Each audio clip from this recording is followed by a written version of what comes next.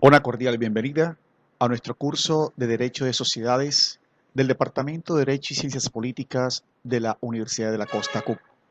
Continuando con nuestro programa y recorrido en lo concerniente al derecho de sociedades, en esta oportunidad desarrollaremos lo concerniente a los derechos y obligaciones de los socios en las estructuras societarias reguladas por el Código de Comercio Nacional. En ese empezaremos por precisar cuáles son los tipos de derechos y obligaciones de los socios para más adelante abordar lo concerniente a las responsabilidades tanto de socios como de administradores.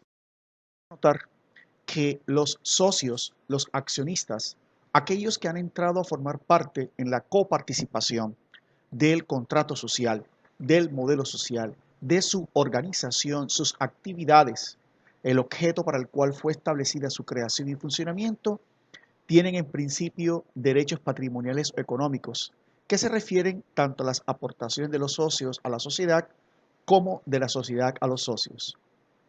En ese orden de circunstancias pueden anotarse que entre los derechos patrimoniales figuran los siguientes: el derecho a realizar aportaciones de capital, que es parte y producto de uno de los elementos ya tratados en otros escenarios del contrato social.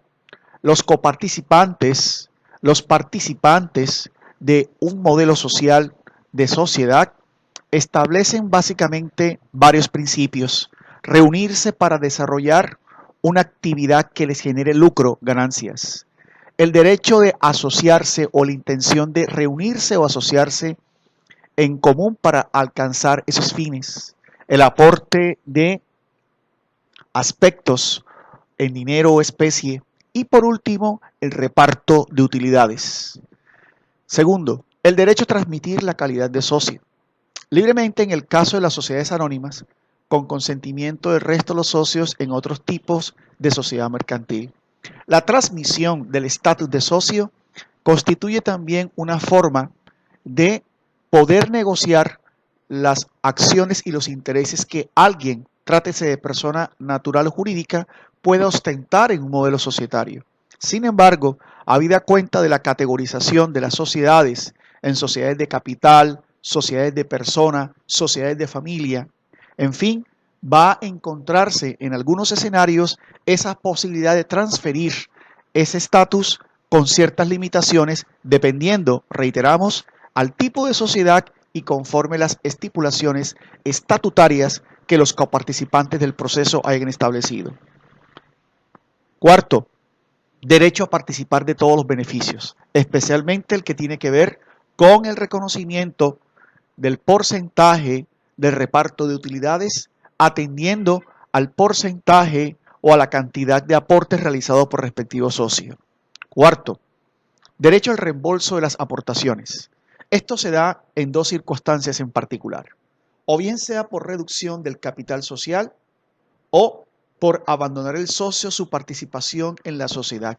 En ambos casos, la sociedad, que es una persona jurídica individual en función de los propios socios, con una autonomía financiera, presupuestal, patrimonial, deberá regresar, por lógica, la participación, la coparticipación, el aporte social efectuado por el socio que entra a... Así las cosas, pasamos entonces a ver la otra categoría de derechos, que se tratan de los derechos corporativos. Los derechos corporativos se refieren sobre todo a la actividad que el socio puede ejercer dentro de la sociedad mercantil. Esto es, como administración, como organización, en donde ya el estatus de socio pasa, en algunos casos, a constituirse en las condiciones de administrador, de asesor y de otro tipo, o niveles de acompañamiento. Estos derechos corporativos tienen más que todo que ver con el derecho al voto, el derecho a otorgar cargos administrativos, el derecho a pedir cuentas a los administradores. Son tres categorías que es importante, como observan, resaltar y destacar.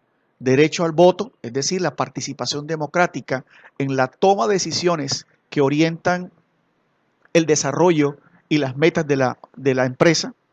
Los cargos administrativos que refieren con la coadministración o administración de la misma.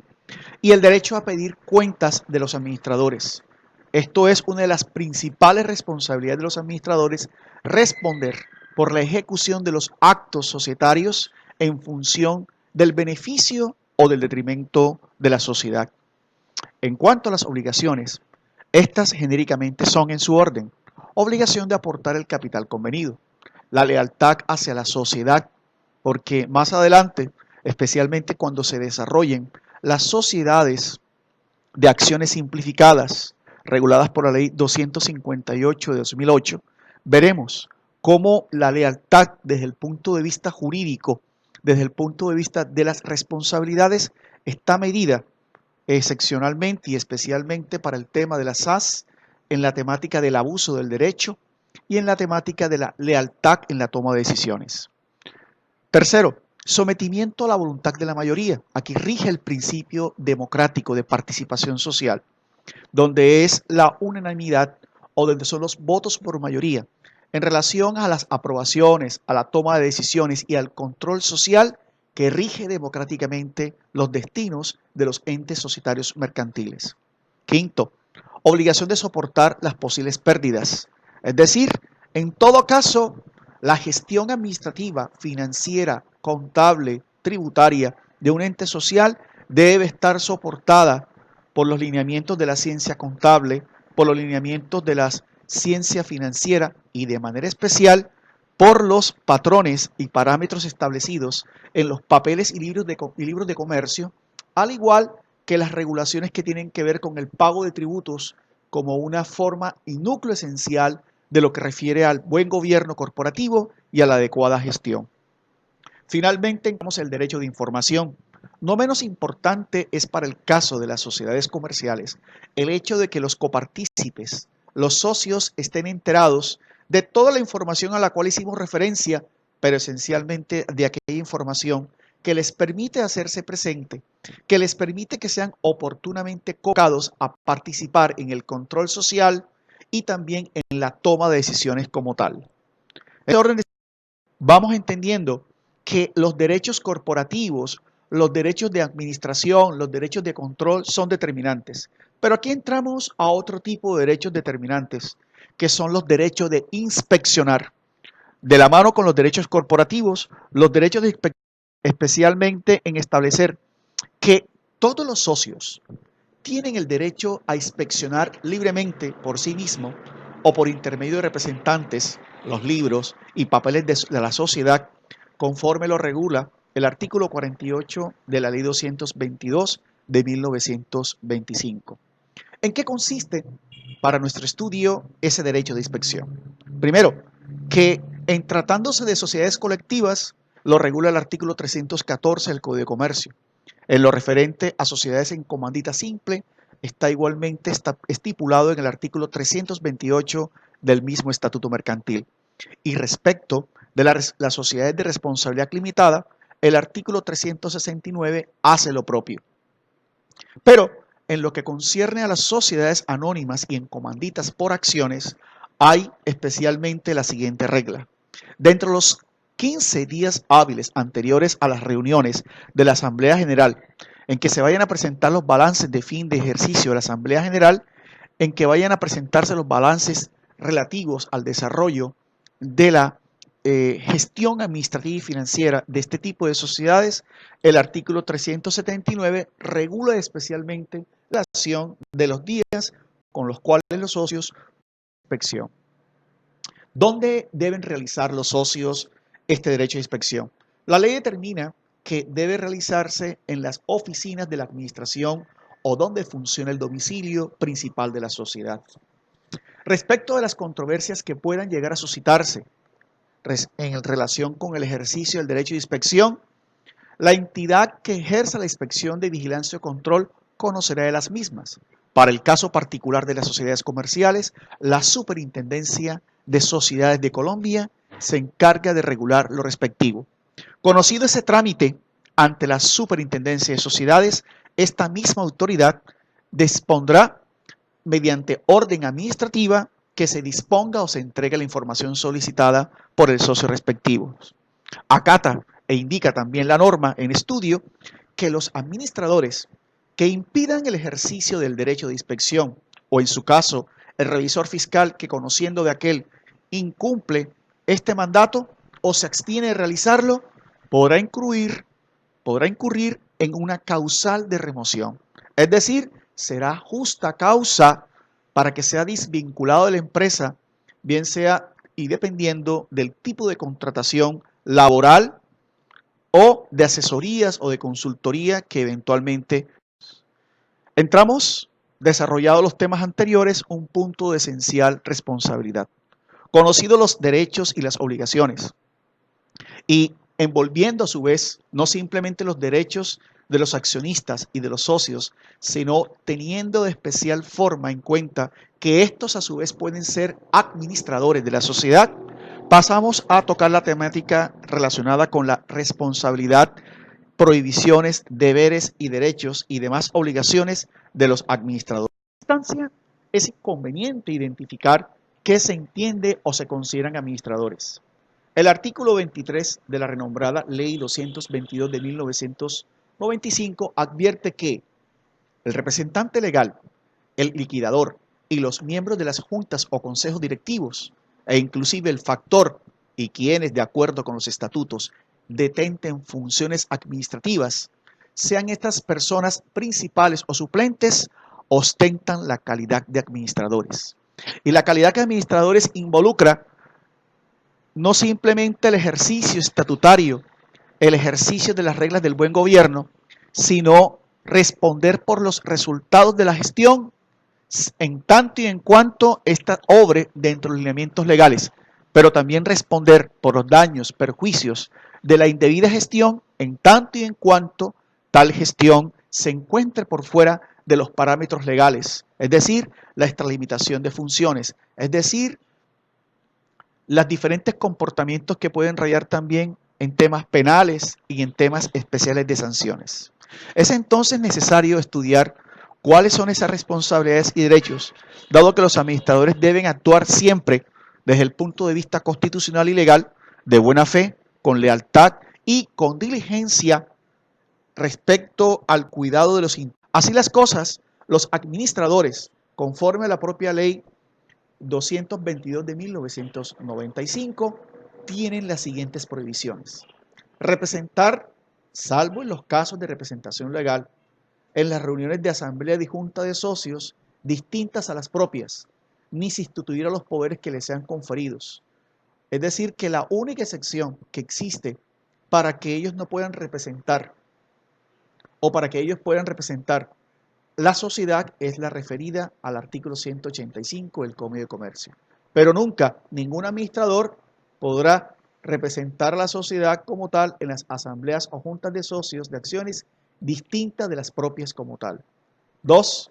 Votar los balances y cuentas de fin de ejercicio ni las de liquidación, salvo la excepción referida del artículo 185 y viden, porque no tendría lógica alguna que ellos mismos estuvieran votando y aprobando el resultado de sus propios ejercicios, más aún cuando se evidencia indebida gestión o falta de diligencia en los intereses de la sociedad. Tercero, enajenar o adquirir por sí o por indispuesta persona acciones de la misma sociedad mientras estén en el ejercicio de sus cargos, salvo en operaciones ajenas o motivos de la especulación y que cuenten con la autorización de la junta directiva otorgada con las 2/3 partes de sus miembros, excluido el del solicitante. Aquí hay una sección, ¿sí?, que ellos no podrán tampoco, por lógica, en lo que tiene que ver con la transparencia de las actividades y operaciones de la adquisición de bienes en tales decisiones, salvo que, como lo advierte el propio artículo 404 del Estatuto Mercantil, tenga autorización tanto de la Junta Directiva, de la Asamblea en su defecto, con un voto favorable de la mayoría ordinaria previstas en los estatutos, excluyéndose en todo momento representante. Cuarto, cuando son accionistas, les está prohibido celebrar acuerdos con otros accionistas de la misma sociedad a votar en igual o determinado sentido en las asambleas. Esto es parte de la lealtad y de la protección democrática para evitar influencias y contubernios entre los accionistas. Quinto, ser designados a ejercer en forma simultánea un cargo directivo en más de 5 juntas, aun tratándose de sociedades matrices y subordinadas. Esto lo establece el artículo 202 del Código de Comercio. De tal forma que el representante legal, los administradores, no podrán realizar simultáneamente el ejercicio de un cargo directivo en más de 5 juntas, especialmente cuando se trata de la modalidad de sociedades matrices y subordinadas o sociedades o casas matrices y filiales como tal. Otra provisión hace cuenta de que los administradores no podrán formar parte en las juntas directivas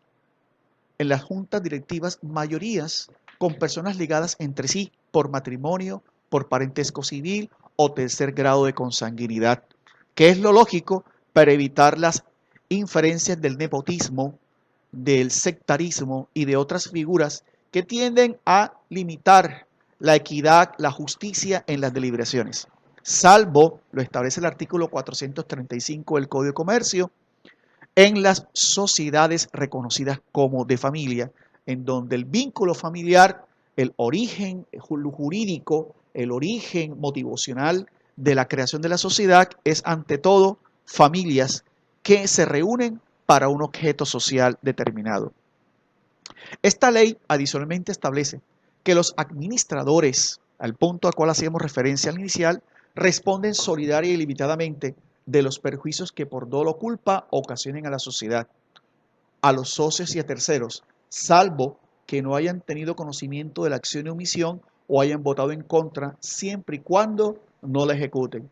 Quiere decir que al momento de hacer los balances, al momento de ver los resultados y al momento de analizar los móviles y los fundamentos de las políticas, de las decisiones, se tendrá en cuenta cuáles fueron los motivos en torno a un dolo o culpa que han proveído, han generado daño. Pero hay una salvedad, que estos podrán liberarse de esa responsabilidad solidaria y limitada como administradores, siempre y cuando puedan comprobar que no tuvieron conocimiento de la acción u omisión frente a terceros o frente a otros aspectos de la organización. O en el peor de los casos, puedan comprobar que habiendo sido tomado una decisión plural, democrática, ellos se opusieron a la misma y a pesar de esto, no la ejecutaron como tal. Todo es obedece a que está realmente consignado en las actas, en las memorias. Por eso es tan importante, como en futuro trataremos, la construcción y la debida elaboración de las actas, donde constan las decisiones, donde constan los debates, donde constan históricamente y cronológicamente la historia de la propia sociedad y de las responsabilidades corporativas, las responsabilidades administrativas de administradores y coadministradores. Finalmente, para cerrar entonces ese estudio, advierte la ley que se presumirá la culpa de los administradores cuando haya incumplimiento o extralimitación de sus funciones por violación de la ley o de los estatutos, hayan propuesto o ejecutado la decisión sobre la distribución de utilidades en contravención a lo previsto en el artículo 151 del Código de Comercio y demás normas estatutarias. Entonces está claro que los representantes legales, los administradores, además de representar a la empresa, concurren ellos una obligación de mandatarios en donde tienen ciertas limitaciones a sus facultades y a sus deberes, y en tanto ocurra una extralimitación a las normas del mandato, a las normas del contrato social, deberán responder por la violación de los mismos. Pero se hace una especial observación en lo que refiere a la contravención del artículo 151 del Código de Comercio, en lo referente a la repartición de las utilidades que puedan afectar tanto a la empresa patrimonialmente como a los socios o a los quienes coparticipan del reparto de utilidades. En el caso de que el administrador sea una persona jurídica, advierte finalmente la ley, la responsabilidad respectiva será de ella y de quien actúe como representante legal. Entonces, en estos términos hemos realizado puntualmente lo referente a este trabajo de estudio y análisis de las obligaciones y derechos, prohibiciones de los socios y de los administradores. Los invitamos entonces a que nos acompañen en los otros episodios y etapas del estudio del derecho societario. Hasta una próxima oportunidad.